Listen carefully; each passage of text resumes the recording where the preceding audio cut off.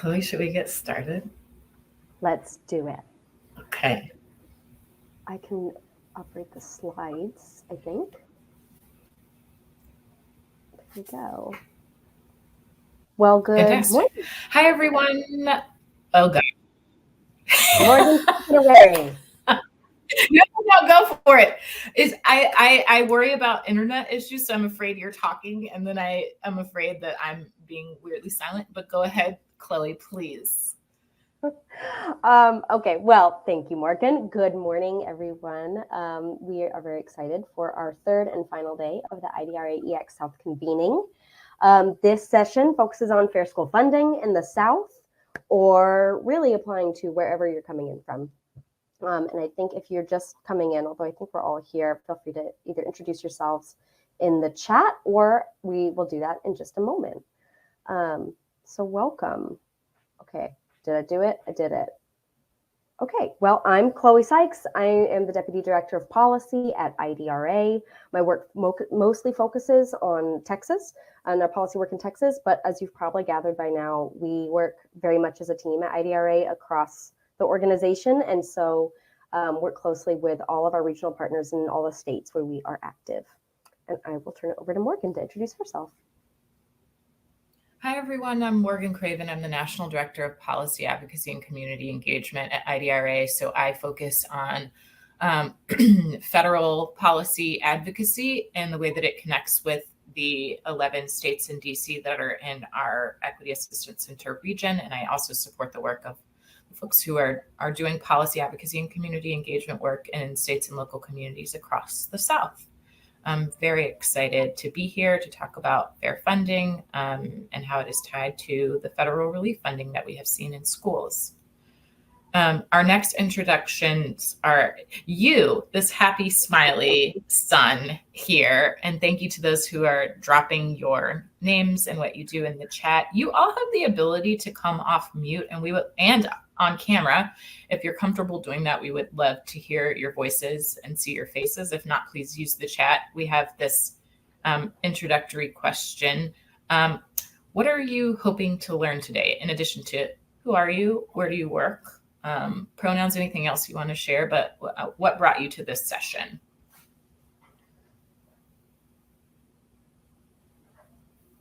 And again, you should feel free to come off mute or use the chat.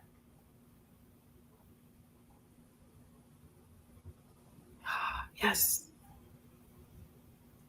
Hello. Hey, I've introduced myself in the chat already, but I'm Dan. I previously was a teacher in Austin ISD most recently. I've taught for the last 12 years. I am hoping to learn more about what levers teachers and other educators have to press on to change our school funding structure. Levers for change. Great. Thanks, Dan.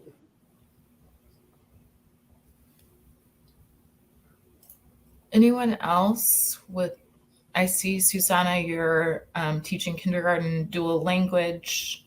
Oh, are you coming? Yeah, so I'm in the classroom. I'm a dual language educator, and I feel like a lot of these are giving me a different perspective on kind of like the bigger picture of education, especially here down in the South. This one in particular, the reason I chose this particular workshop is because I wanted to see more information about how these funds were to use in regards to these funds that were provided to us here. In Texas, we received a lot of funds, and some districts not put them to the best use. And so I just wanted a more clear picture of that. It can get kind of muddy, like the information from my own district. And I've worked with various districts, so it's not necessarily their problem, but I think even sometimes the administration, it's not clear, and even your own campus administrators may not have. So I just thought maybe this would be some enlightening information that I might be able to share with them or just have in my back pocket. I'd just like to learn. Excellent. Thanks, Susanna. And your audio was a little choppy for me. I don't know if it was on my end. but it sounded like use of funds and educators also being more aware of how funds are used within their districts and how those are supporting or not supporting their programs. Yeah, so sorry about that. We have been having a lot of issues with connection because of the heat wave that we're experiencing in Texas. So I apologize. Oh, no, that's fine. I just want to make sure I got it sounded like we got a sense of what you're hoping to learn. We will definitely be doing that. The good thing is I can hear you all perfectly. So at least I can receive the information. So that's good. Good. And you're actually just clearer now. So great. I'm so glad you're here. We'll definitely have time to dig into a little bit of that and provide some tools around that. Anyone else? We can dive right in. Let's dive in. Well, so glad you all are here. As a little bit of an overview, I think we have a lot of spaces to connect on all the things that I think everyone's looking to learn, and also adapt if there's something that's not quite covered, because school funding varies a lot across a lot of the states. It looks like everyone here right now is based in Texas, which honestly makes and selfishly makes it a little easier in talking about our state context, but we will look at also like kind of a little bit of a comparison across other states. So we'll be doing here in a minute an overview of the state school finance systems across the South. Like I said, I mostly work in Texas. That's mostly where my familiarity is. But there's a lot of very similar programs that states across the South take up. So we'll chat about that. Morgan then is going to take it away talking about the federal relief funds. As you all probably know, these are different than just your normal federal funds that go to schools. These were COVID specific, and these are what are called the ESSER funds, the elementary and secondary school education relief funds, 1, 2, and 3. So do a deep dive into that and how you can find out more about how they've been applied in your state and your district. And then we'll have breakout groups focused on your local context. And so we'll have, and or maybe a conversation, depending how many of us are here for that, which would also be very rich to talk about your local contexts, what you've seen, what you've shared, what you're looking to dig into more, and how we can figure out some other types of tools to equip you in your districts or whatever your setting is to learn more about funding, expenditures, and push for fair funding and however you can. And then we'll come back together if we are in breakout groups to share out. Any questions? Okay, we will dive in. So, fair school funding systems across the South. Spoiler, a lot of them are unfair, but we will talk about that and why. So I'm balancing my notes here. So across the South, 1 in 3 students in the US is enrolled in public schools across the South, K through 12. So our Southern region educates a giant proportion of the nation's K through 12 students. And that has a lot of import into how we are funding school systems, funding basic educational and enrichment programs, and throughout their educational career. Although, as especially folks in the classroom know, we still struggle with a lot of resource issues, and Southern states on average spend 12% less per pupil than the national average. National average floats a little above $13,000 per pupil, and the Southern average across the states that the IDRA EX South focuses on is about $1,624 less than that. So in Texas, that's a little lower. There is variability across the South. Our per pupil expenditures in Texas are a little above $9,000 generally. So we have a lot of resource questions about how we're funding students, how we fund schools, and this is all made particularly important at this critical moment where we're facing salary shortages and teacher questions and retirement issues and all of that, as well as just all of the new pressures and the new opportunities for learning and accelerated learning, but learning generally, I think, as we've learned from the past several years. So in order to develop better practices and policies to support how we want to see fair funding for equitable school systems, we need to take a closer look at the state systems that we use to fund schools. And like I said, these can vary a bit. There are 4 main types of systems. The reason for this is that, as you all still probably know, our school funding across the country is largely left to the states. The federal government comes in with some supplemental funding for special programs, for programs that support either federal acts or protected classes of students, like certain like Title III funding, Title I funding, funding around special education. But this has been challenged before. And the large question is, well, why doesn't the federal government, focus on funding more? Why isn't there more support? These are some questions we get in our community conversations, especially when we talk to folks who are familiar with, for instance, the Mexican national system or other types of international systems. And the state-based system has been challenged in litigation, but the 1972 Supreme Court decision in San Antonio ISD versus Rodriguez still stands, which essentially ruled that the state-based system, which is largely based on property taxes, is not so invidiously discriminatory. That was the language of the court, as to be changed and as to be intervened upon.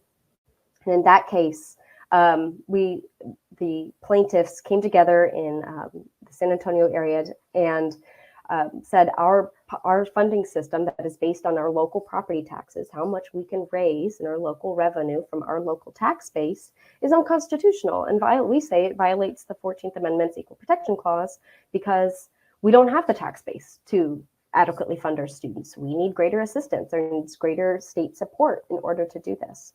And this actually was upheld, that the plaintiffs won their argument in federal court and then overturned on appeal by the Supreme Court.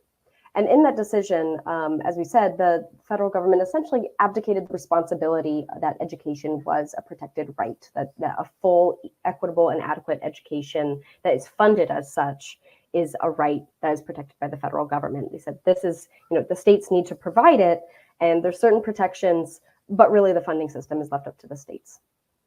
So this decision really spurred actually the foundation of IDRA in 1973, and next year we will be commemorating our 50th year. And so school funding continues to be a major area of focus for IDRA, especially as it varies across our states and how we're fighting for fair school funding systems. So in these four models that states can adopt, and these aren't prescribed, this is just generally what they have done. There's a student-based foundation. You can see the southern states that use that. That's what Texas uses. We'll talk about what that is in a second.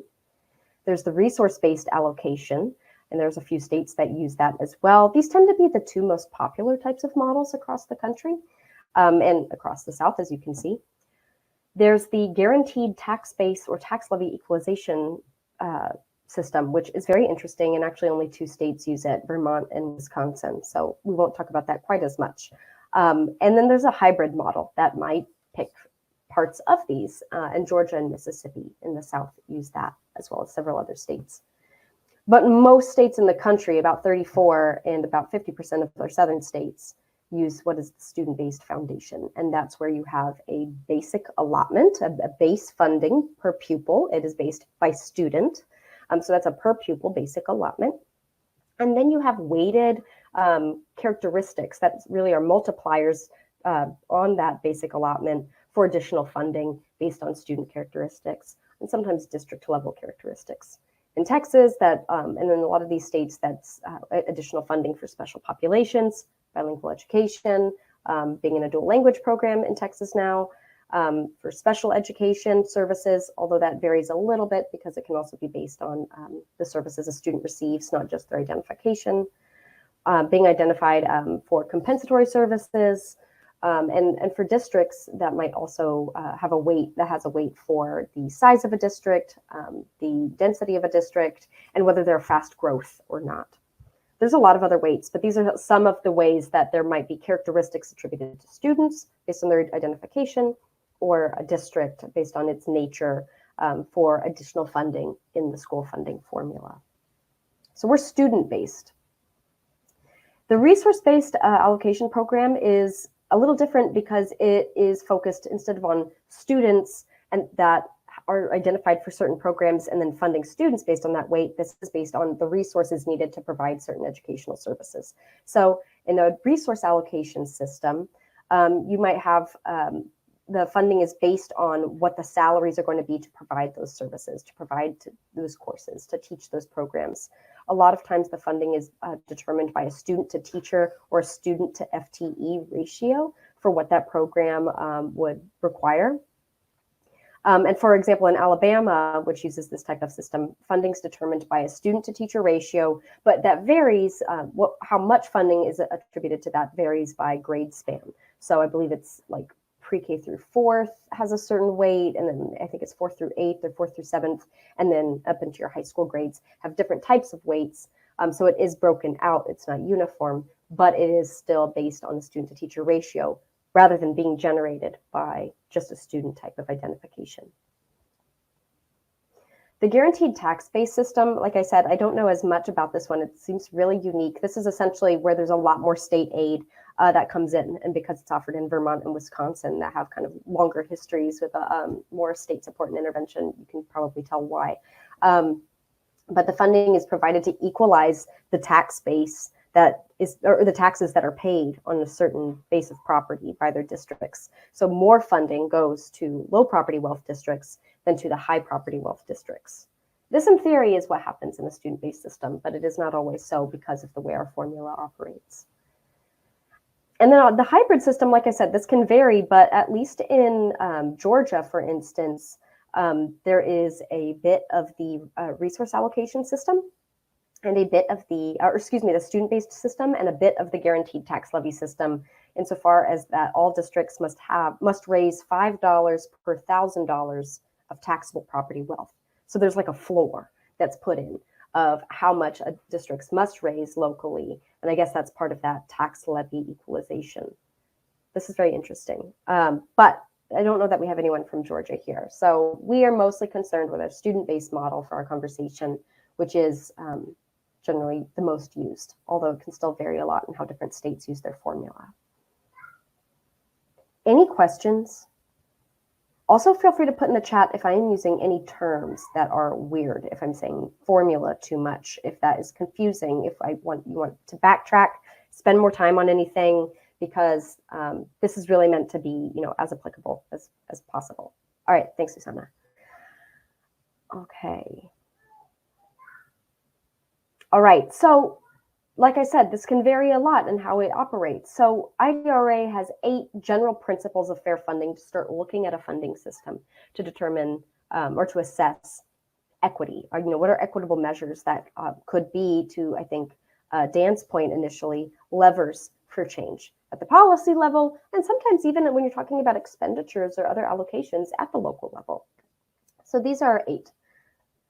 We advocate for funding equity, and what that means is, and I'll pop a link in the chat with more explanation here in a second, maintaining or increasing the level of equity found in the existing funding system. This generally is referencing the state and local share. How much is a local district raising for their own revenue, and then how much is the state coming in for additional aid? And we want to have greater funding equity from the state, greater state support. Because, as was argued in the Rodriguez and San Antonio case, if we're just relying on local tax bases, you have massive inequities because property taxes and property values vary so much. So funding equity in the system. Another principle is around equal return for equal tax effort. I don't know if y'all get freaked out when you see the words tax effort or tax, but it means rate, tax rate. That's all we're talking about. So this means that there is a provision for an equal return, equal revenue for equal tax rates, which of course vary on how much they're able to achieve based on their local tax base. But for all school districts, this is where we want additional equalized funding at all levels from the permitted tax, from what is the permitted tax rate. So this would mean, well, we'll get into specifics in a little bit, actually. We'll give some examples, but essentially, we don't want, although this is the status sometimes, a lower property wealth district taxing their district at a much higher rate and unable to ever raise the amount of revenue that a higher property wealth district with a lower tax rate can raise, because we need that other equalization. So equal return for equal tax effort. Excellent education program funding. Okay, so this one is pretty basic. We need to provide equitable access to excellent programs. This is everything that might go on in a school, from the high quality curriculum, high quality and trained teachers who are also supported, other support services and staff, and high quality facilities, safe quality facilities for all students that accommodate all students in the school. And this would, if this were achieved, we wouldn't need to have so much other types of supplements but this comes from some of our unequal funding systems. But one principle of equity is high quality programs, fully resourced at all levels for all students. Access to equalized enrichment, number 4. So this gets a little bit wonky into the weeds with our formula, but this is, you have your basic funding, and then districts raise enrichment funding. They can raise their tax rates to generate increased funding based on what they see their districts' needs are. However, we know that a district that might be able to raise their tax rate more to accomplish that, because they have a high wealth property tax base, that might not be available to a lower property wealth district. So access to equalized enrichment means that we need to ensure that if the local supplementation of state-funded system is allowed, this enrichment system, which Texas does have, that the entire additional local tax effort provides an equal yield, and that for regardless of the property wealth. So that means that all districts can tap into equalized enrichment funding, additional funding that is going to support their district needs. All right, before more, there's 8. Oh, and before I carry on, I'm going to put this link in I think I can put it in the chat. Oops. No, I can do it here. I want to copy. There we go. So our 4 other areas of funding equity that we focus on are recognizing the special costs based on students' needs. And this is where we were talking about the student weight, the additional weight based on student identification, such as being an emergent bilingual student, receiving certain bilingual education services, being in a dual language program. That's just one example, but it seems like a salient one for this group. Recognizing special student costs is providing that additional funding that actually meets the needs to provide the services that student deserves as high quality services. We have a student-based system, as we said, but that doesn't necessarily mean that accomplishes all the funding we need. It's driven by student identification, which can be the good bones of the structure. But for instance, Texas has one of the lowest weights for emergent bilingual students in the country, even though we serve like 10% of the country's emergent bilingual students. So how much is being generated by the system according to student need is a real principle of equity that needs to be focused on and is a leverage point for change as well. Access to equalized facilities funding. This one is really interesting to me because we don't really have a lot of state support. Texas does not have a lot of state support for facilities. And you all probably know that because you can drive across town or drive to your neighboring campus and see how different it might be, or drive to a different district and see how disparate the facilities might be. But a principle of greater equity in our funding system would be providing equitable access to funding for school facilities so that all districts can have safe, updated facilities that accommodate all of their students.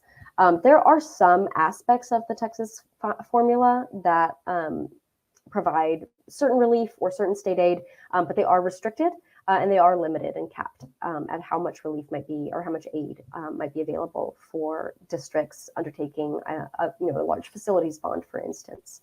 So this is an area where we continue to advocate for equity and fair funding for facilities. And then the 2 others are maintaining levels of state support. We might talk about this a bit more when Morgan gets into any maintenance of equity conversation around the ESSER funds. But IDRA advocates that the state provide 60% at a minimum of funding to our public schools so that our local districts aren't shouldering the burden of funding all of our schools. This is not the case. This hasn't been the case. I think in the past 10 years, the state has provided as little as 33% of overall funding for the public school system. It's now touching 40%, but like we said, we'd like to see that reversed. Where instead of a 60-40 for the local, 60-40 for the state. so maintaining high levels of state support for our public school systems. And equitable sharing of the tax burden. This also varies a lot by state, but essentially this is arguing, hey, if we're going to be funding schools and the state needs to take on a larger share, the way that needs to be funded is through progressive tax policies, right? Where lower income families or families earning lower incomes or districts with a lower property wealth tax base are not shouldering the burden with regressive tax policies. We haven't seen these proposals, and this is tricky in Texas for a number of reasons, one of which is that we don't have a state income tax. That is 3 words, but it's kind of just a 4-letter word as far as it goes in the state legislature. And now it's become incredibly difficult and was added to the state constitution of certain barriers that would need to be overcome in order to institute one. So really our entire state relies on property taxes and a lot of other consumer taxes like the sales tax. You may have heard recently, especially for the Texans here, but I think this is a common dog whistle in politics right now, is eliminating property taxes, providing property tax relief. Property taxes are really, really high, and they are very stressful, and it is a really hard way to depend on all of your state services.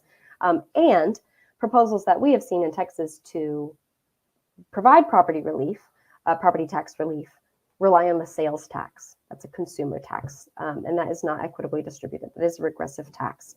So one principle of fair funding is if you're going to increase your tax revenue systems, it needs to be in a way that does not have an inequitable tax burden on those who have a lower ability to pay those taxes. That was a lot of information. We can dissect some of that. Any questions that you all want to pop in the chat, or I think you still have the ability to come off mute if you would like.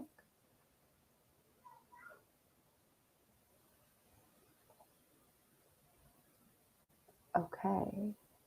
IDRA's website has a lot of information about how this applies in Texas. I have some other examples, although I think it might be time for us to move on. So if we need to come back to any of these, we definitely can.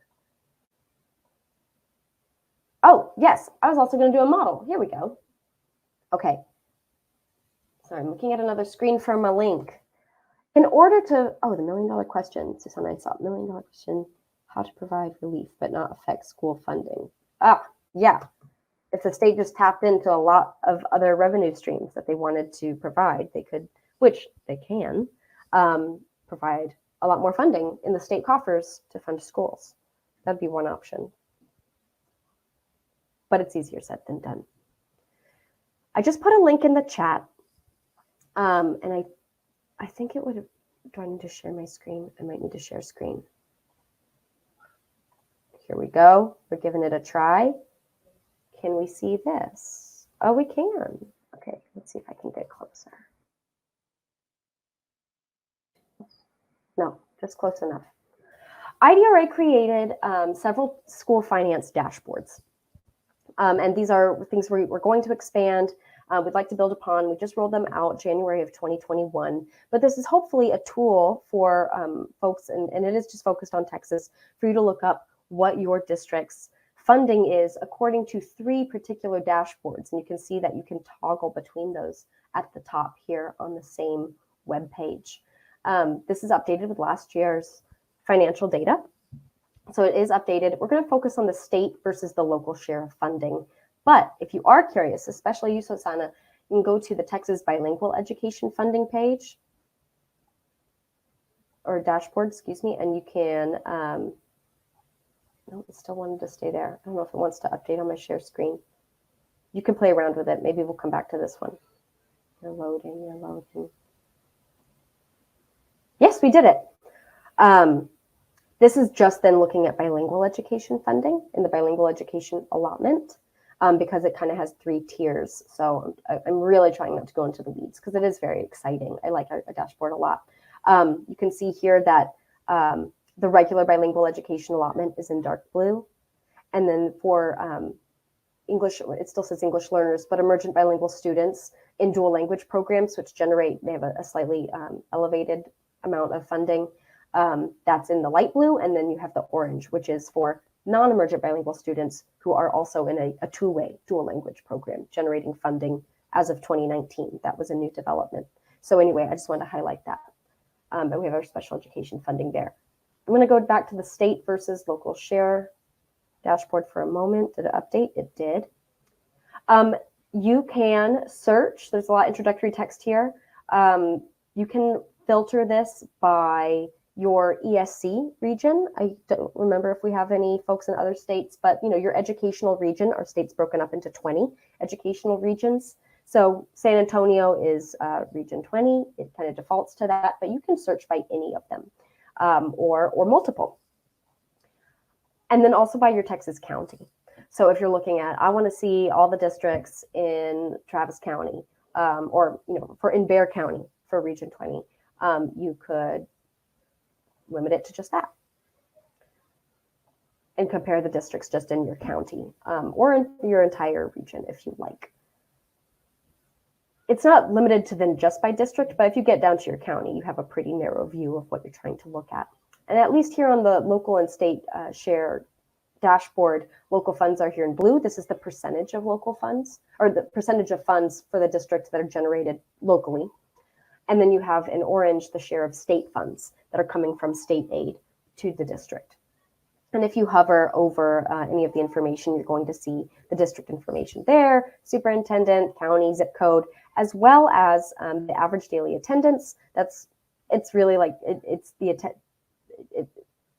an average student attendance. I'm not going to say more about that, but it is really what actually is generating. I said our system is student-based. It is, but in how it's actually calculated at the end of the day, it's by attending students, the average of attending students. So that's what the ADA is. And then you can actually see the numbers because in the dashboard, they're showing up as percentages. But if you say, okay, well, what's 22% or what's 78% of state aid in Edgewood ISD? Oh, okay, it's $55 million, $8 some odd dollars. So anyway, feel free to peruse if you like. This might be a tool in your local breakouts if you want to dig a little deeper into your local context. And again, we are looking to always update and improve this as we are moving forward. The one last thing I'll say is that here, this red line that I think you all can see is the median share, the median state share that districts are receiving from the state, which is about 53%. That does not mean how much the state puts into the entire system. This is just, okay, well, if you're looking at it varying so much between districts, how much the state is providing, what's the median share that the state provides across districts? It's 53%, but that has so much variability that overall, like I said, that's about 40% in the system. Okay, any questions about this or things you would like me to go to when we're all here together?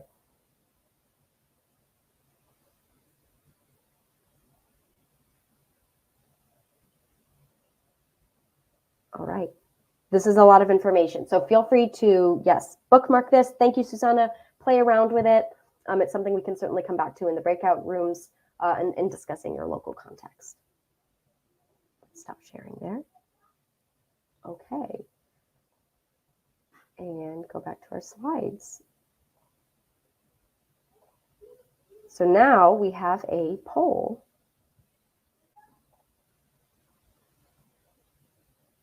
Let me activate it. Okay, I think you're going to get a question for this poll, and you might have to refer to the chat notes on our principles of funding equity. I'm starting it. Which of the 8 principles of fair funding impacts your school or district resources the most?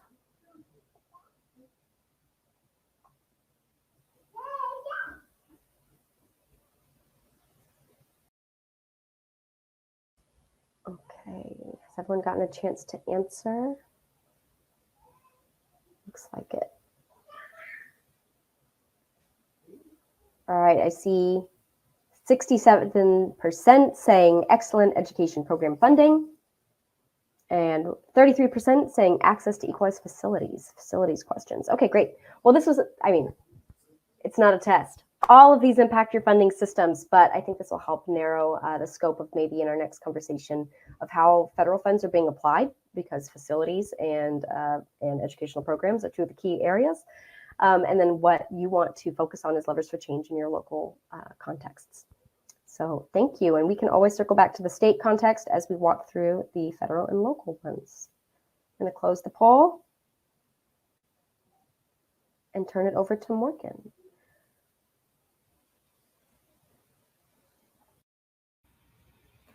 Hello, everyone.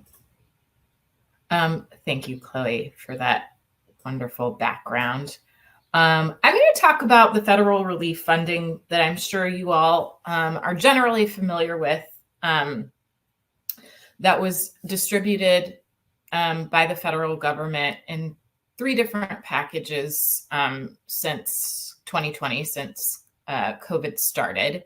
But first, just to draw a connection and why Chloe and I thought it would be helpful to talk about the history of funding and how funding generally works in the southern states, and connect that with the federal relief funding. So, understanding the history of educational equities, particularly as they relate to how we fund schools, is really important as we try to understand the impact of COVID on students, of the pandemic itself, and the particular ways that COVID disproportionately impacted certain communities, certain students and schools. And it's also really important for us to think about like the history of funding equity and funding inequities when we think about what equity means in terms of the distribution and use of federal relief funds. So the major question that we really want to ask is how can we address these long-standing educational equities, try to attack many of these inequities that we see in schools that disproportionately impact students of color,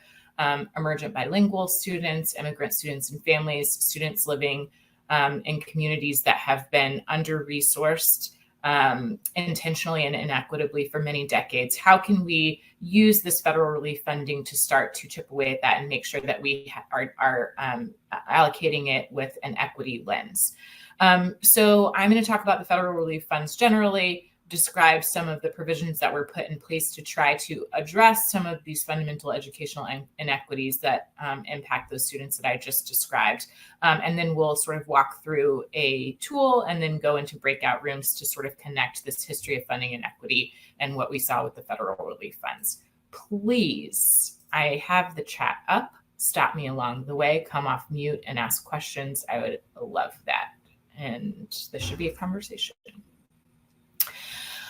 So there were 3 phases of ESSER funds. These are the emergency funds that went to K-12 schools across the country. The first sort of package that established the funds was the CARES Act. So this is commonly referred to as ESSER 1. And that passed in March 2020, $13.5 billion to go directly to K-12 schools. It also included some other funding for higher education, some other funding that was just that was sent to governors to distribute for various reasons, including education. But the bulk of the K-12 education funding came through ESSER, and the first sort of package was the CARES Act, so the Coronavirus Aid, Relief, and Economic Security Act. This was distributed across states based on the Title I formula. So states and then school districts were supposed to receive this funding based on the percentage and concentration of students deemed economically disadvantaged in that particular state and community. The second package of relief funds, commonly referred to as ESSER 2, came through CARISA, which is the Coronavirus Response and Relief Supplemental. Let me see if I can make this. I don't know if that makes a difference for you all. Appropriations Act. I just pressed the full screen. If you all need to see some of this up close, you have a full screen button in the top right corner. And then the third package, which is commonly referred to as ARP-ESSER, was the American Rescue Plan Act, the largest by far, which was March of 2021. And that distributed $122 billion to K-12 schools across the country. So these are the 3 different sort of phases of the K-12 COVID relief funds that we have seen over the past 2 years. When we look at how ESSER funds were distributed in K-12 schools across the South, this is a breakdown of the 11 states in Washington, D.C. that we serve in our EAC region. So you can kind of see how much each state got across those three packages. Texas gets approximately 10%. Given the number of students that we serve, the proportion of students that we serve, Texas typically gets about 10% of this federal relief funding. So over the course of those three packages, Texas has gotten $19.2 billion, which again is a pretty significant amount of money. It's a very large infusion of funding, and we'll talk a little bit in just a second about how that money was used. But you can see it's quite a bit of money that's going to states to figure out how to be responsive to the impacts of the pandemic on students and schools.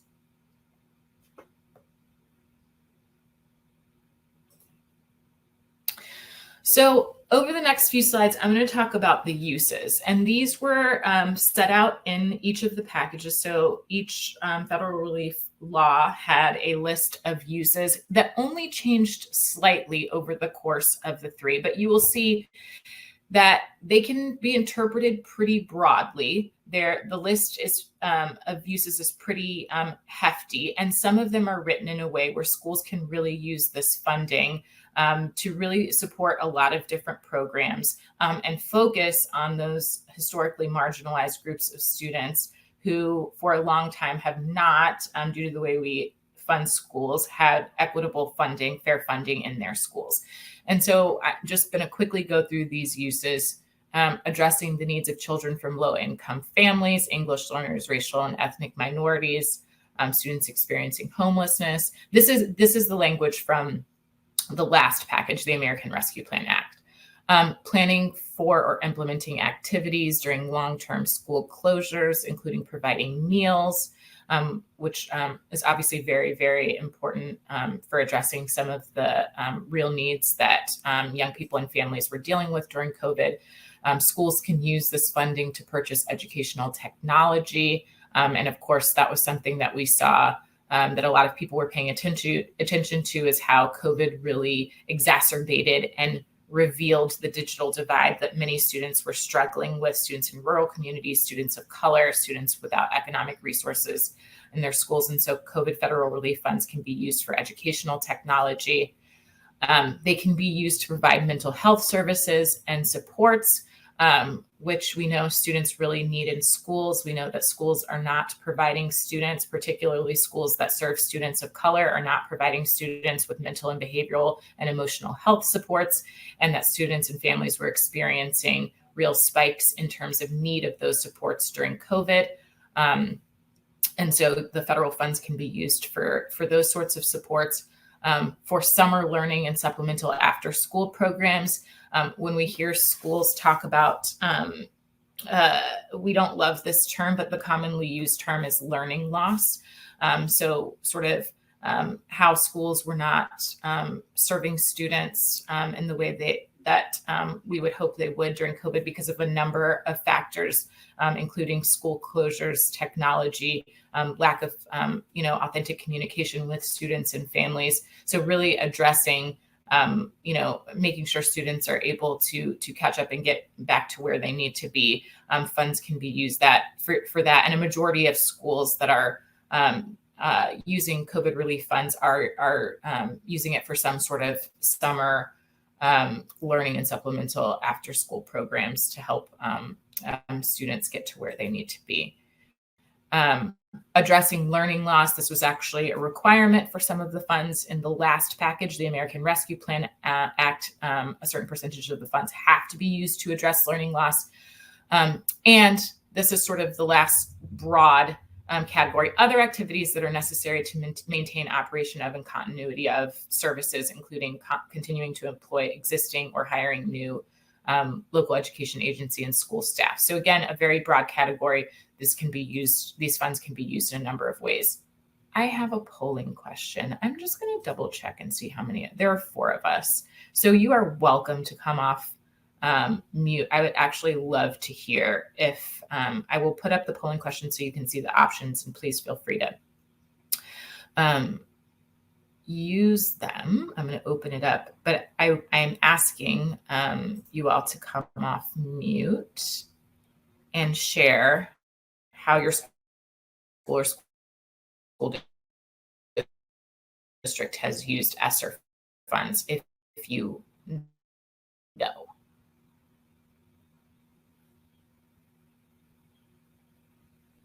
And is that poll actually, oh, yep, it's open. Yeah, so I'm most recently a teacher in Austin ISD. And I believe that of the 3 sets of ESSER funding, I think in the first round, there was, I don't know if Austin ISD received anything. I know in the second and third set, a lot of it was spent to like repay the district for costs of like buying laptops and hotspots and other COVID mitigation measures like masks, hand sanitizers. But I also know that not all of the money has been spent, and I'm not sure what the remaining portion, like what it's going to be spent on. I know an issue, like I've heard discussion about in terms of like using ESSER funding to pay for staffing or positions, is that it's a one-time infusion. So I think officials are concerned that how will they fund those positions going forward. I know we've also been implementing a lot of like intensive tutoring. Some of it is like, adaptive software. Some of it is like individuals, but not as many tutors as you'd think. I most recently I ran a program called Avid that relies on tutoring, right? Like consistent tutoring. And I've taught Avid for 8 years. And this year was the hardest year I've ever experienced for hiring tutors. We didn't really do anything to raise wages to attract tutors. So, when your offer of getting paid to be a tutor is $13.50 an hour in Austin, where the cost of living is a lot higher than a lot of other cities in Texas, you could work at Costco and make $20 an hour plus, or you could have this really difficult job tutoring middle school students. So, yeah, we struggled a lot, I think, to attract tutors, and I imagine a lot of the ESSER funds were not actually spent. Thank you for that. You hit on a couple of things that we'll talk about in a couple of slides in terms of where the money is, how it is being spent, how to figure out where funds are. So thank you for sharing that. Anyone else? Oh, Susanna. Food provided, our campus hired support staff. Yeah, I think that both you and Daniel mentioned this, not really informed, part of the reason that you're here. And I know that you mentioned this as a thing that you would like to, have more information about, is how teachers can understand funding more and be more engaged in determining allocations and really understanding where budgets are. It's a huge problem that not only teachers, but young people and families can't easily access information and understand how funds are spent, how federal relief funds are spent, even though there are requirements in certainly the COVID relief funds, in the Every Student Succeeds Act, to provide this information to students and families and make sure that it is more accessible. So you are both pointing to a really fundamental problem with how people are able to access information and influence what happens in their schools and communities. Just in terms of other requirements, what did I do? Are you all still seeing the slides? No, I think you have to click that little plus sign again. Okay, yeah. Thank you. In terms of other requirements for the way that we're spending federal funds, there's a general timeline for award obligation and spending. Obligation just means that you decide who the money is actually going to go to. So who are you contracting with to provide certain services? What vendors are you using? How are you actually going to spend the funds? So each of the 3 packages has a separate timeline for how the recipients have to use funds. Generally, how this is allocated is the federal government opened up the funds for states to be able to access. States had to fill out in nearly every case, except for a proportion of the last spending package had to essentially apply to receive the funds that were allocated to them, just to indicate that they wanted them. Texas hesitated to do that a couple of times, which was an interesting little battle to try to get the state to actually use the funds. They cited some sort of confusion over how funds could be used. But after states get that, then the school districts that the funds are supposed to be allocated to essentially have to submit a spending plan to the state. The state submits its own spending plans to the federal government. The funds then should be distributed. That is a very hopeful way of how all of this works out. But as both of you have pointed out, there might be some issues actually getting the funding. I have heard that from other schools and school districts and teachers. They're wondering where the money is. And so along the way, there have been various hiccups in this timeline of actually getting the money to schools and students. But this is essentially how it's supposed to work for all three packages. As we think about what it means to distribute funds equitably, the federal government wrote in some requirements into almost all of the packages. The last one had both of these, but there are two requirements. One is called maintenance of effort, and the other one is called maintenance of equity. So what these provisions are designed to do is to make sure that states are not reducing their own spending on education as they get this federal COVID relief money. So if Texas gets $10 billion, we don't want them to say, well, we're not going to spend $10 billion next year on public education in our state because schools should just be able to use this funding. And obviously, the point of that is the federal money is supposed to supplement what states are providing to education in public education in their states. And we don't want an overall reduction in funding, especially during an emergency where what we want is additional money for schools to be able to use. So the maintenance of effort provision says that states have to maintain certain levels or proportions of state funding as compared to previous years. So in the past couple of years, if you spent X number of dollars or X percentage of your budget on public education in your state, you can't now reduce that because you have this federal funding. And then the provision that's called the Maintenance of Equity provision, which was in the American Rescue Plan Act, or the third act, it prohibits states that reduce their funding. So if a state does reduce its funding, you can't disproportionately reduce funding or staffing to high poverty schools. So you can't say, well, we're forced to do this funding reduction. If you do that, the high poverty schools cannot disproportionately bear the brunt of that change. So these were two provisions that were put into the federal laws in the name of equity and sort of protecting schools from major funding reductions at the state level. Okay. Throw out another polling question. And again, please feel free to come off mute. And Susanna and Daniel, thank you for just your participation and being so open and thoughtful about what you're sharing. I really like having sort of a small chatty group. So the next question, do you believe your school district has used COVID relief funds to address core educational inequities? I will put up the question though. Let me find it. Again, please feel free to come off mute. And one of the options is, I don't know how my school district has used the funding, or we haven't yet. And that's a totally fine answer. And, honestly gives us a lot of information about what is happening. No. I love it. Please, if you have any thoughts about this question in general, we're going to talk about the various ways to address core educational inequities. But if you have thoughts about this question, love to hear it. Else we can definitely move on with a simple no. I mean, where to start?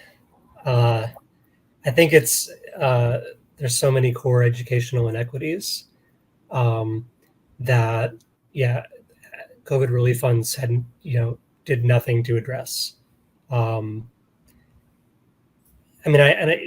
Districts, like mine had to pick up extra expenses as a result of the pandemic, but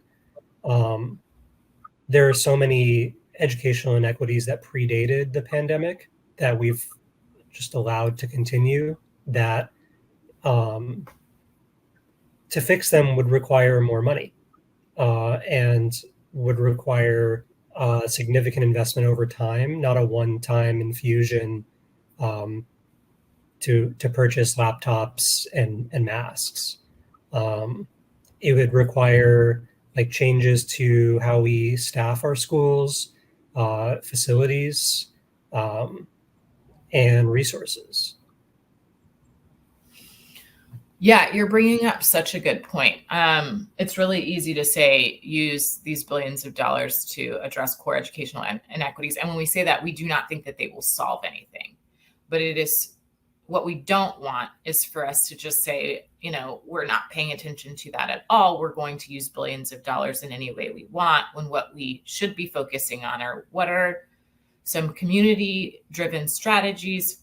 How do we think about the major inequities that exist in our school and our community? And how can this be helpful to sort of tackle those, even acknowledging that this is going to take, in some cases, a lot more funding, in many cases, nearly all, sort of a cultural shift in the way that we think about schools and what purpose schools should serve for students.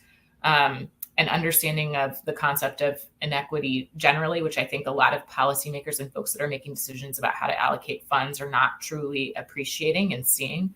Can I ask you, Daniel, a follow-up question? So you are in AISD, correct? Yes, most recently, that's where I taught. Yes. Yeah, and so what are some of those, like when you say there's so many inequities, where to start? Like, what are some of the most glaring ones that like you see in the district? I think facilities are a really big one. I think we have some major inequities in the quality of facilities that students attend school in.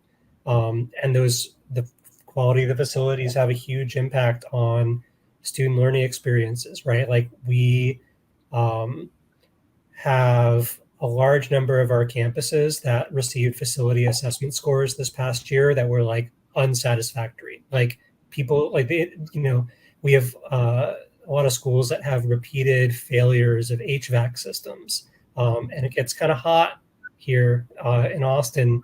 And so, I started the school year without functioning AC in my classroom. So it was fixed before the end of the first week, but for a lot of folks, it wasn't. And I don't think that's the case in a lot of new and modernized campuses that have been constructed in the last couple of years. And we need to retrofit our older facilities in order to make learning spaces where students and teachers feel like their work is dignified. Also we have major staffing issues, right? Like we just don't have the staff to deliver high quality education in a lot of cases. Like we had a lot of vacancies. We had folks leave in the middle of the year and not return. Those positions were never filled. And we just aren't, I don't think, paying staff enough to retain them. I think 1 in 5 staff in the district left this school year. And that doesn't count, the number that are going to leave over the summer. So, I feel like if you want to address educational inequities, you got to start with facilities and staff. That's where it begins.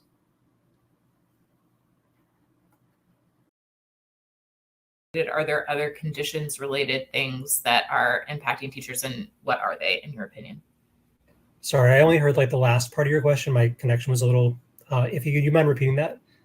Sure. I was saying that facilities, I appreciate how you framed like the facilities issues and like being in facilities and in an environment that allows you to like teach with dignity.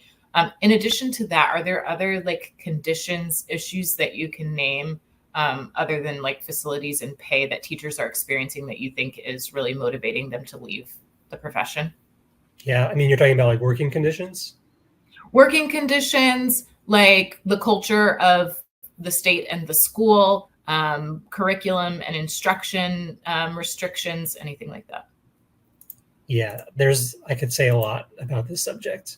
I think for me, the focus is on the expectations that are placed on teachers right now, right? That in many ways, in the last most recent school year and the one before it, the expectations that teachers are expected to fulfill have risen to an unsustainable level without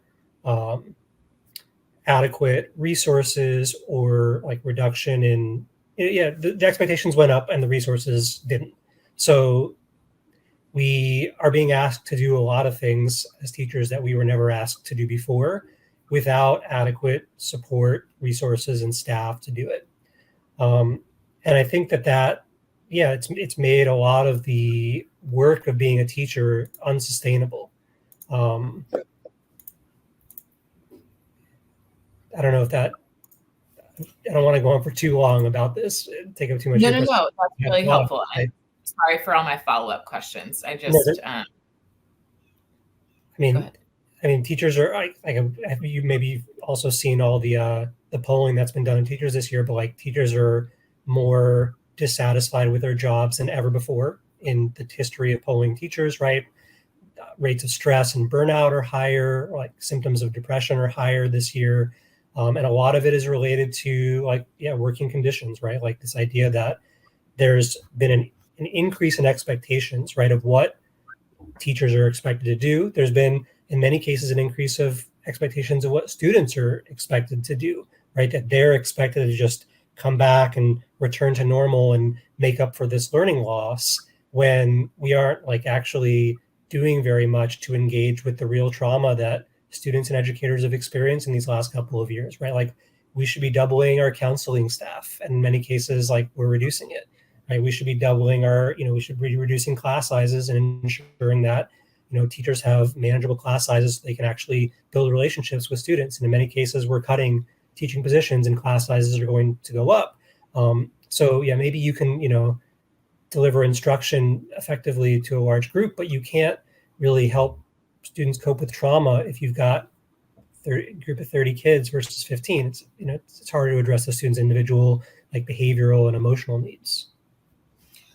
Yeah, thank you for that. That's so helpful. I mean, one reason we're curious is because as it's related to this particular session, obviously we want to think about how funding and resources can be distributed equitably and address the issues that you're talking about, but also just it is pure curiosity and sort of selfish question asking on my part, since Chloe and I work across many different issues in addition to school funding, just thinking about where we constantly want to hear from like young people and teachers who are in the classrooms to hear like what their needs are so we can sort of make sure the policies that we are pushing for are responsive to what is actually happening. So thank you so much for allowing me to kind of ask those follow-up questions. Of course, keep the questions coming. I mean, it all goes back to funding, right? Like this is, I mean, all of these problems are in many ways produced by funding inequalities and funding shortages, right? If we had the money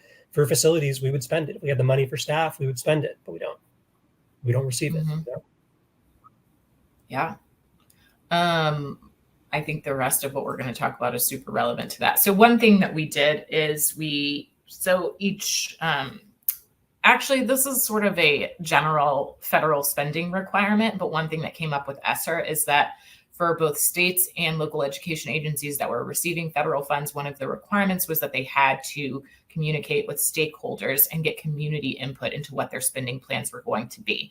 I have seen some of the questions that were asked. We responded to what the state was asking. I have seen some of the district outreach. I don't know if you're familiar with what happened in your district and what sort of outreach they did to determine how they would spend federal relief funds. But I haven't heard from many young people or teachers or families who said that there was robust outreach to them about how to spend the ESSER funds.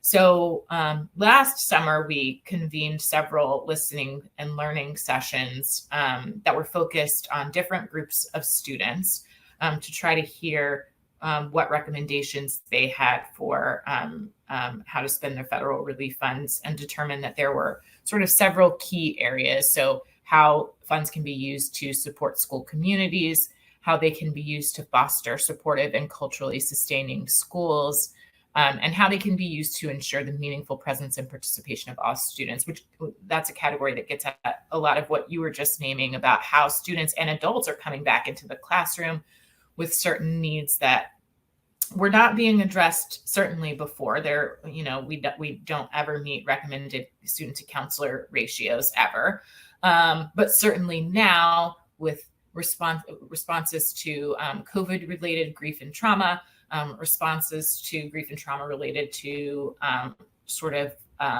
the protests for racial justice that were happening at the same time, especially in the summer of 2020.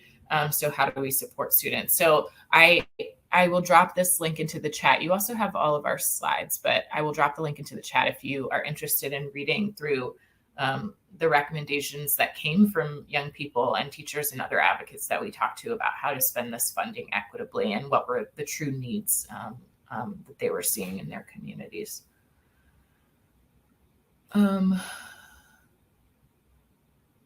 I'll just ask you, Daniel, did they ask you how to spend the money, or do you know if they asked anyone how to spend the money? And nobody asked me. I'm not sure. I'm not sure what kind of public engagement the district went through. I mean, a lot of it, like I said, I know was used to reimburse the district for pandemic related costs that they had incurred, and like people did ask for technology and for COVID mitigation, masks and so that, like, I guess there was, some community input initially, but I think, a lot of it was to reimburse the district. So, yeah. There's a group that is doing some research into a couple of school districts in Texas to like figure out more about what that process looked like. They have not come up with anything like really compelling yet in terms of really robust community interaction. We were going to talk a little bit about what happened in Texas, which you have already hit on, Daniel, in terms of how the money was received and spent. So the first package, ESSER 1, Texas used it to replace state funds that would have been spent on public schools. So when you said we didn't see that first round of money, that is exactly right.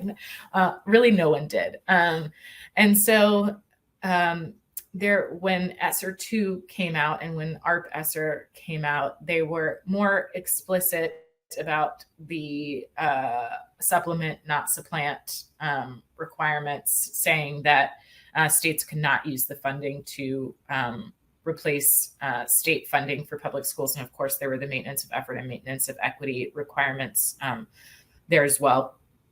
But that was a huge problem where school districts across the state were expecting this new money to be able to cover the costs of COVID, especially at the beginning of the pandemic when people were really scrambling to figure out how to do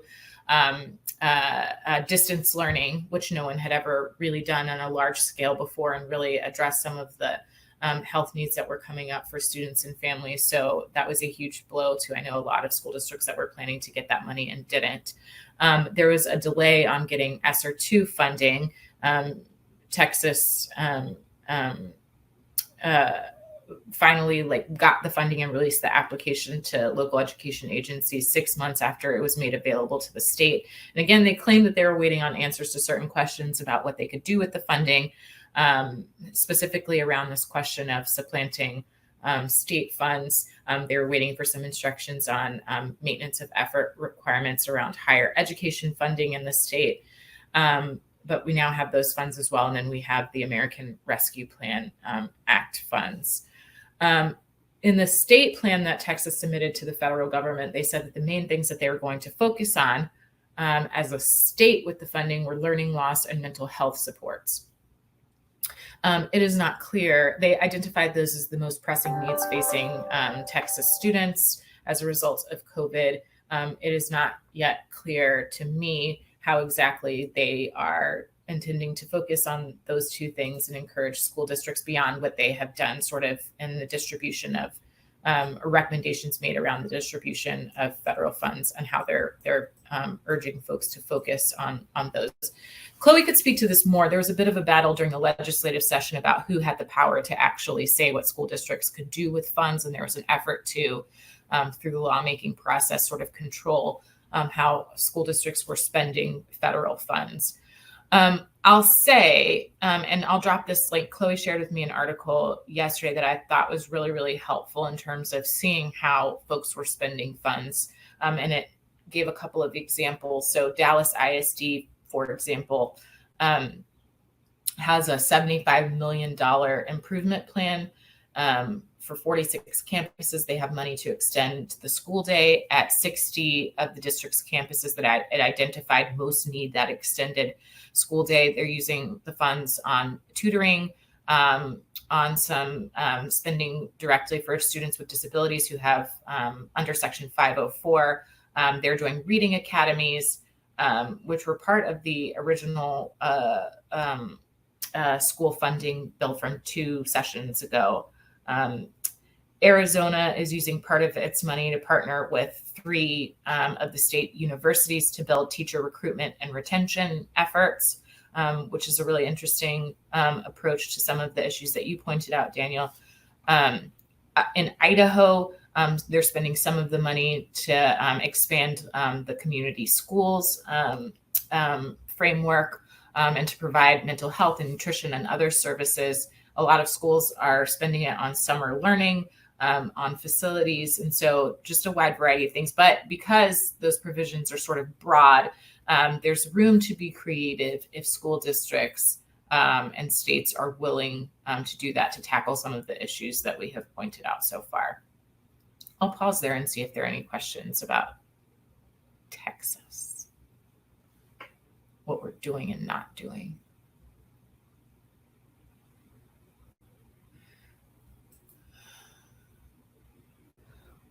Okay, so I mean, as we've talked about this, you pointed this out, Daniel, the sustainability of the ESSER funded programs and positions is really a question.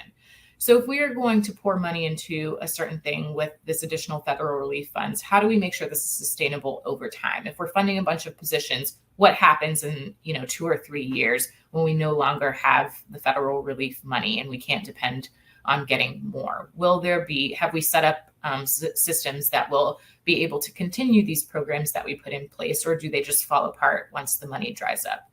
So this is a huge question to consider with the relief funds. As we have talked about throughout this session, are we using funds to address, not perpetuate, long-standing educational inequities? Are we focusing the money in ways on the students and schools that most need it? Is there full and authentic community engagement in our spending plans? Is there transparency around how funds are being spent? Are young people and teachers and families involved in deciding what to do with the federal relief funds? And will they know what is actually happening with the money and where it is? So these are issues that we have to consider when we're thinking about federal relief funding from an equity framework. We have a break built in, but Daniel, I'm going to let you kind of say what would be most helpful to you. After that, we're just going to start to ask some questions and play around. We can play around with the dashboards that Chloe shared that are more focused on Texas. There's also a federal spending dashboard. But I would love to hear from you what would be the most useful use of the time for you. And I'm good to keep going unless y'all want to take the break. I'm fine either way. Okay. Chloe, do you have a preference? Well, I was going to say, how about we take the 5-minute bio break and then come back. Although I don't think we need to go into breakout rooms. Have our own breakout room, especially if everyone is activated. I see Jalen and Melivia and Paige here. And I've seen some people float in and out. So maybe we can reconvene in 5. Great. And do a local deep dives. Fantastic. Okay. By my, 10:55? Yep. All right. Have you been able to attend some of the other sessions in the convening?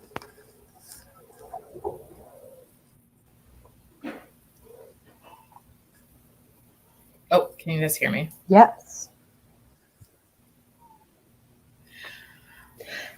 So I dropped a link in the chat to the federal government's portal. It's actually pretty interesting. There are a couple of slides, and Daniel, whenever you want to like play around with it, we set aside some time to do that, but also it might be interesting to dig into it later.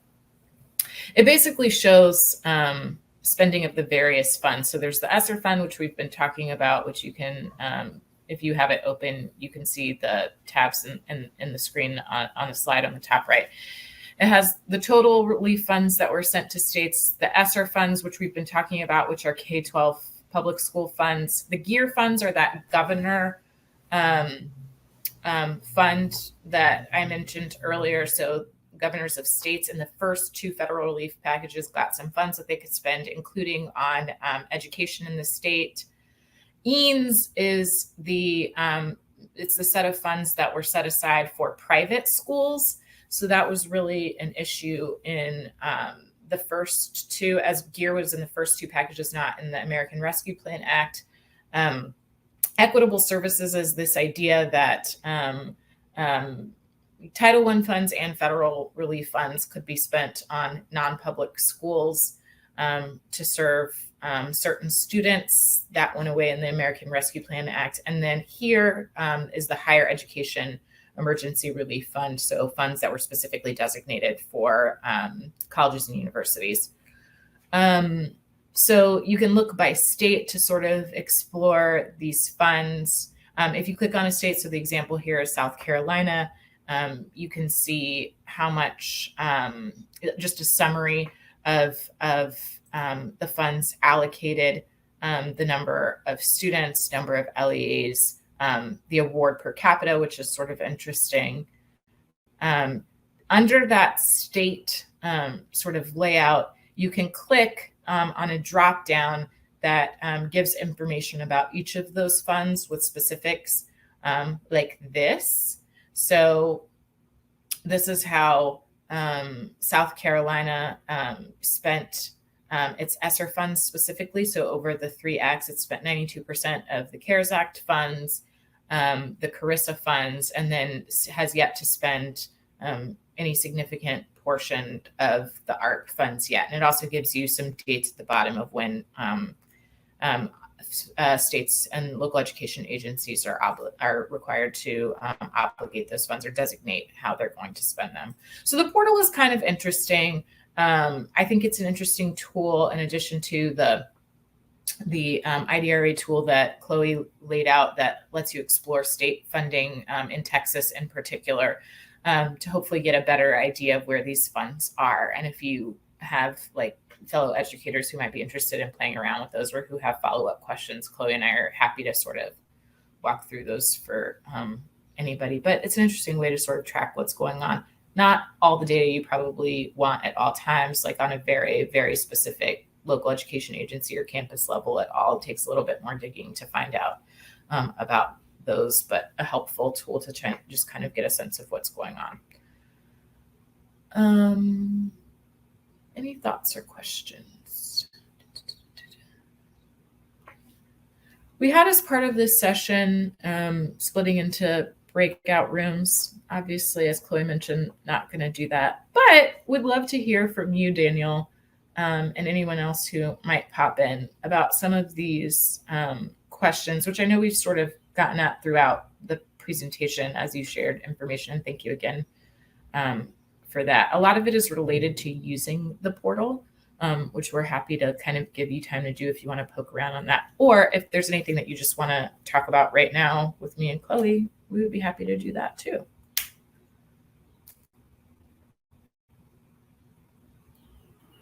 Yeah, thank you for sharing this. I mean, I'm just looking through the first thing that jumped to my attention was what percentage of funds have actually been spent, and then when the deadline is, right? Like we've got, 5 billion that we've got to spend before next fall, and another 12 plus billion to spend before fall of 2024. And I'm just curious are there plans, like who's writing those plans? Are those plans, I'm assuming, are all written at a district level?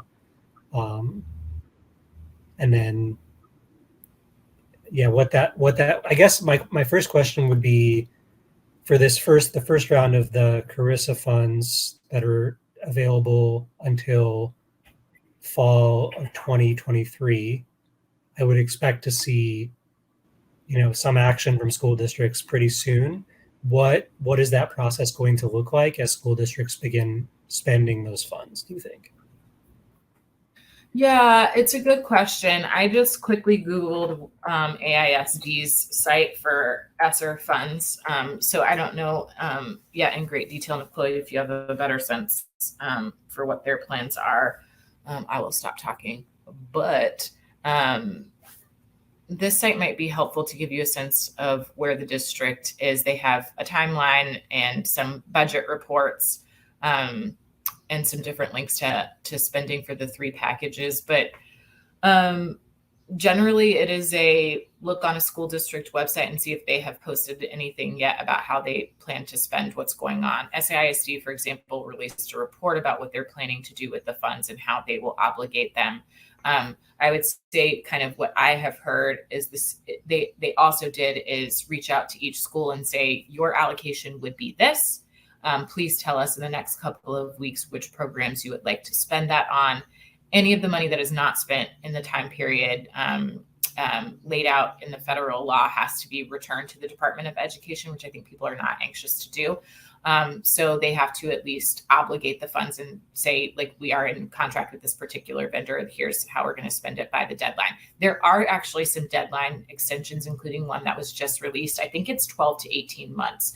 If a school district or a state requests an extension from the federal government, they've indicated that they will be granting those for reasonable requests so that states and districts have more time to actually obligate the funds. But it is sort of, when you get down to like a certain level of detail, it's almost in some cases a campus decision. And so you'd have to figure out like if your campus administrators have asked for a particular thing, and then it's a district decision that we hope, which they're supposed to do, involves community input. But a lot of times that's not done in a meaningful way.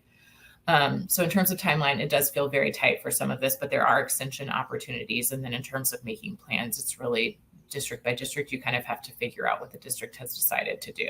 Does that answer your question?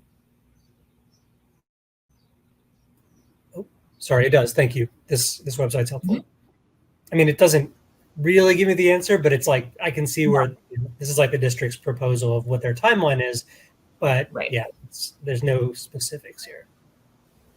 No. And some of it, to add, was this came up in this continues to come up in several interim hearings where the Commissioner of Education is talking to legislators, and the lack of the low expenditure rate was a big question, and so I think some of it was coming down to and so some districts are using it for continued planning, either if they've expanded on year round or doing additional days or longer days. And so things have been allocated by the state to the districts, but they haven't necessarily been spent yet, which makes sense. We have other school years to do, and those expenditures are coming in. I think after we close this fiscal year, with some of the reporting should be very interesting. And some of it was going into because the state legislature created some new mandates, as I'm sure you're aware, with the accelerated tutoring and learning programs and House Bill 4545, there were a number of unfunded things that then the legislature said, use your ESSER funds. And so some of it, I suspect, is being rolled out through either summer programs from this last year and then going into the next year. And then some the TEA was holding on to as grant programs that they were developing. So one thing that they did last session was, and Morgan said this at the beginning of the federal remarks, was Texas was holding out, I think, for a while before the American Rescue Plan Act was passed to see what they were going to be required to do with the Carissa funds. And there weren't a lot of decisions being made. And I think this is postulating a little bit, but I think it's this is what happened, that the legislature was trying to figure out if they could be using those funds more directly in state budgeting, and then realized they were going to be more tightly restricted. And so I think that there could also be a holdout as they plan for the next biennium of how that they're trying to do that. I don't know that for sure, but I would suspect that that would be the case. For anyone interested, there is an interim hearing on July 11th that are always live streamed, and I can put in the chat in Texas with the Senate Finance Committee reporting on uses of federal funds. In fact, I'll go ahead and put that in the chat for anyone interested. Those hearings take place at the Texas Capitol, but they're live, they're broadcast. Really interested to see what they're not doing. It's always, yeah, can be very frustrating to work through these things. What other thoughts or questions do you have?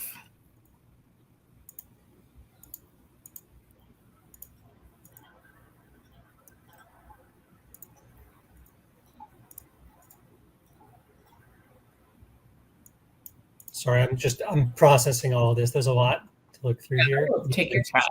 Take your time.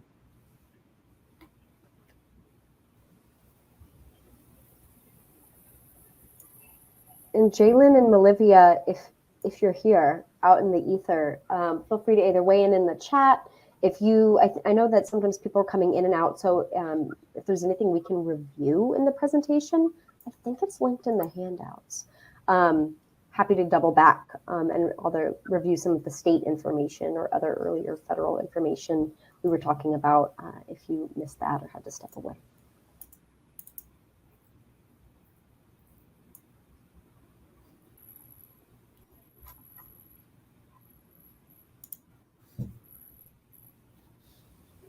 Oh, hello, Melivia and Jalen in the chat. Melivia, great. Feel free to listen to us as a podcast.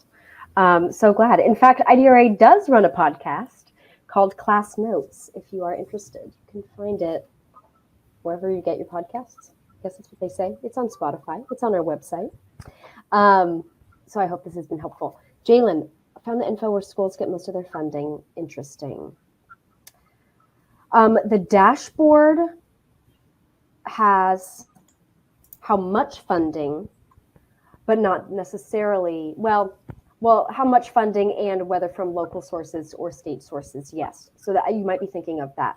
But we did also have a conversation about, in talking about the principles for fair funding equity, that we kind of like dipped our toes on tax policy and where our like the state's tax revenue comes from.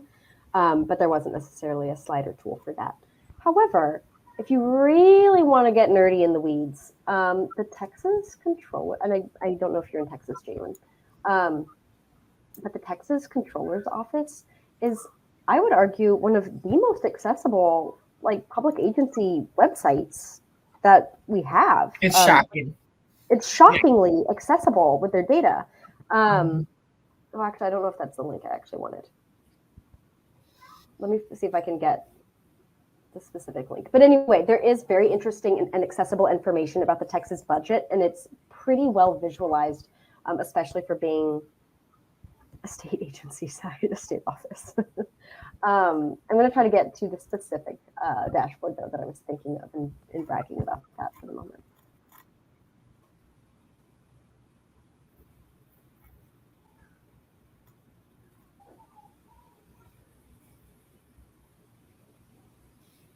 Yeah, I'm always surprised at how good of a job that they do, and generally the Texas legislature online. Many things I would change, but I've been to other state websites from other states, and it's very difficult to know anything. Even TEA's website, compared to some other state education agency websites, is actually pretty navigable. Very surprising. Yeah, very surprising. They give you a weird amount of data. I know. I just linked in the chat Article 3 education page on the controller's website. There are some other data dashboards that I might pop in there too, just if you really want, like I said, to get it kind of wonky. But Article 3 is the area of the Texas state budget that pertains to education. So it's really like the Texas Education Agency and the Higher Education Coordinating Board are the two main agencies under Article 3. So if you're looking at Texas budget stuff for education, you probably want Article 3. But they have other dashboards. This isn't exactly what I was looking for.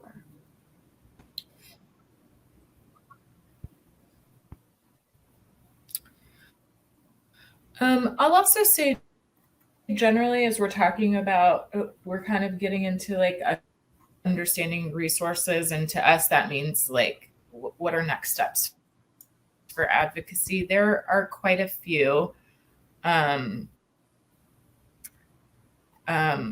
we can share. Chloe has done School Finance 101 in English and Spanish. It's really geared toward giving young people and families and others an understanding of how schools are funded, particularly in Texas. To the extent that that might be helpful to have that information for anyone that you all are working with, or other educators who might want to understand the basics of all of that. That's one thing that exists. And we also have a number of different sort of, like any sort of teacher union or group that is helpful on the advocacy front at different levels. But we work in coalition with quite a few of them to really address issues that come up during the state legislative session, to provide support locally where that is needed.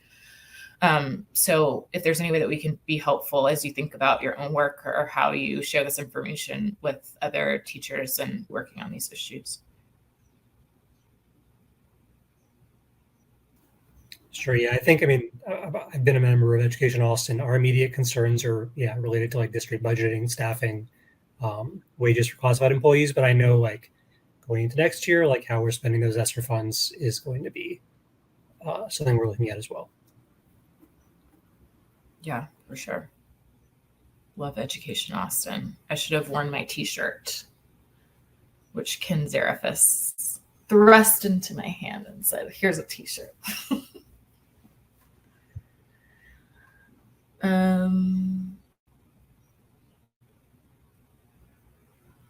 Anything else that you might have questions or that chat about? Happy to give time back in the world. I know I always appreciate that, but whatever else you would like to chat about or any other resources that we could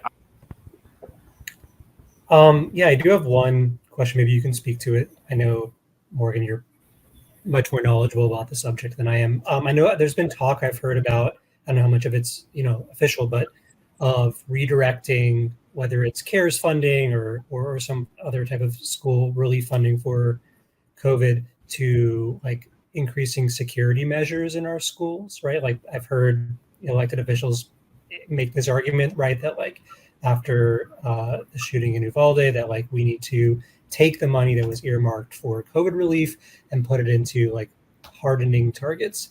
If you could talk at all about like what that landscape looks like what we could expect in the next ledge session, I'd be really interested to hear what you have to say.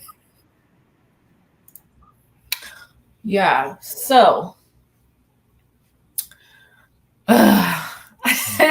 I'm actually I'm gonna put something into the chat in a second. We just did a little issue brief. We just finished formatting it yesterday with like the good and the bad ideas of school safety. So I will share that with you. In terms of using federal funds, what I have heard so far is that about a week and a half ago, the White House came out with this recommendation that folks could use federal COVID relief funds to do things like increase security in communities, but those were not ESSER funds that they were talking about. It was other like sort of than the three packages that have already been released. So a lot of that money went to schools, but some of that money went to local governments. Some of it went to states for other purposes. And so what I've heard so far about the relief spending is that it can be used for that, but it has not specifically been named as the ESSER fund itself can be used for that. So that being said, I am interested in how school districts will read sort of these large, like allowable uses categories and possibly work in school safety, because that's a possibility.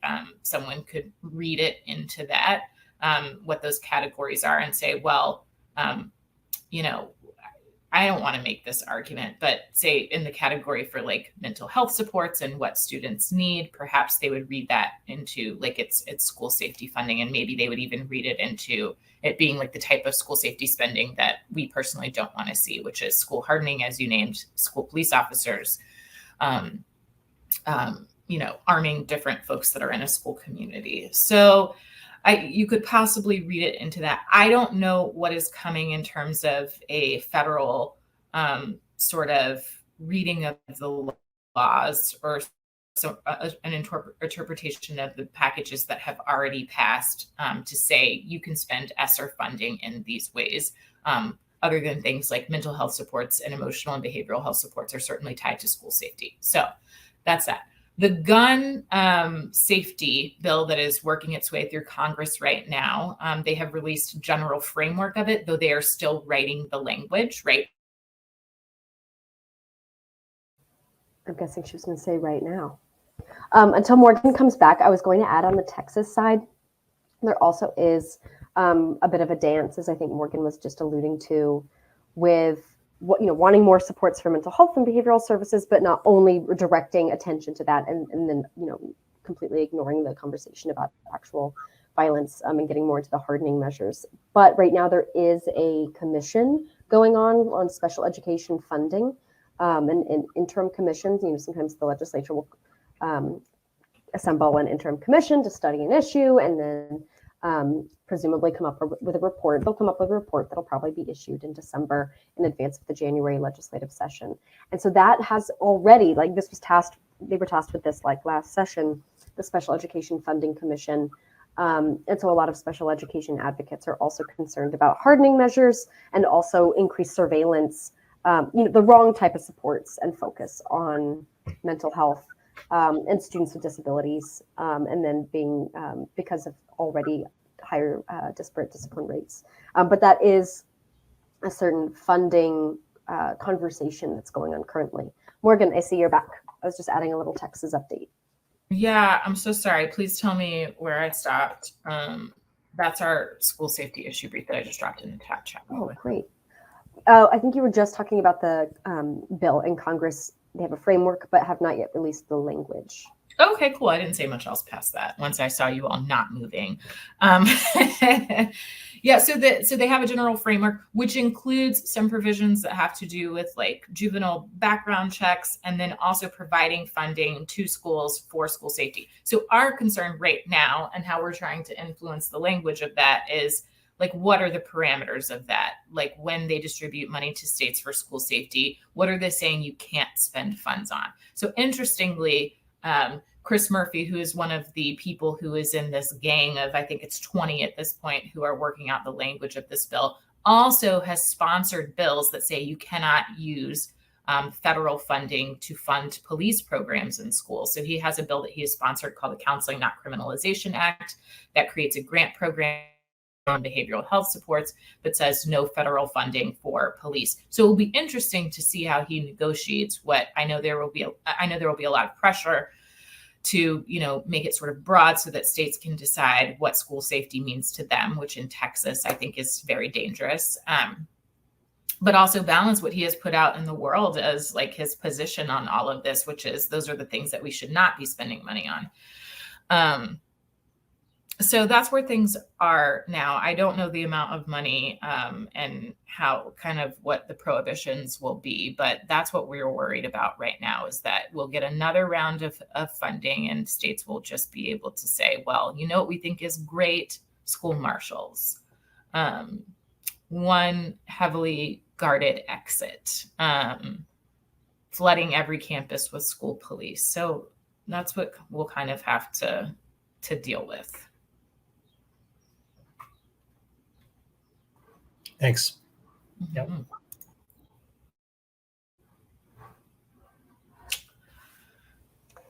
Daniel, while we have you as a almost one-on-one audience, I was going to ask if you're joining the educational policy and planning part of the policy program at UT in the fall. I am. I'm pretty sure I'll be in your course this fall. Great. I was going to say I'm teaching a class today. I think all first-year doc students take. I think I've seen you in at least 3 sessions over the past 3 days. So all Our of interests what's going overlap, on. I guess. Yeah. Yes. Great. That's so exciting. I wish I Yeah. could have Chloe as a professor. Well, you will be invited back as an esteemed guest speaker. No, it should be good. I think it'll be a very exciting group. Yeah, I'm looking forward to it. Great. Very cool. Congratulations on that. That's exciting work. It's a great program. To that end, let us know if we can be helpful in any way along your journey. I mean, obviously you'll have an amazing professor in Chloe, but happy to help however we can. And if you are, I don't know if this is part of the program, but if you are interested in actively engaging in the next legislative session, we're happy to support that in any way. I plan to. Yes. Cool.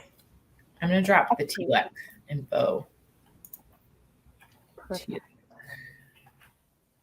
This TLEC is the statewide coalition that we co-convene with MALDEF, and you are welcome to join those meetings. Just let us know if you want to be added to that listserv. Yeah, please. My email's up here, and I'm pretty easy to find, but please do be in touch. I'd like to.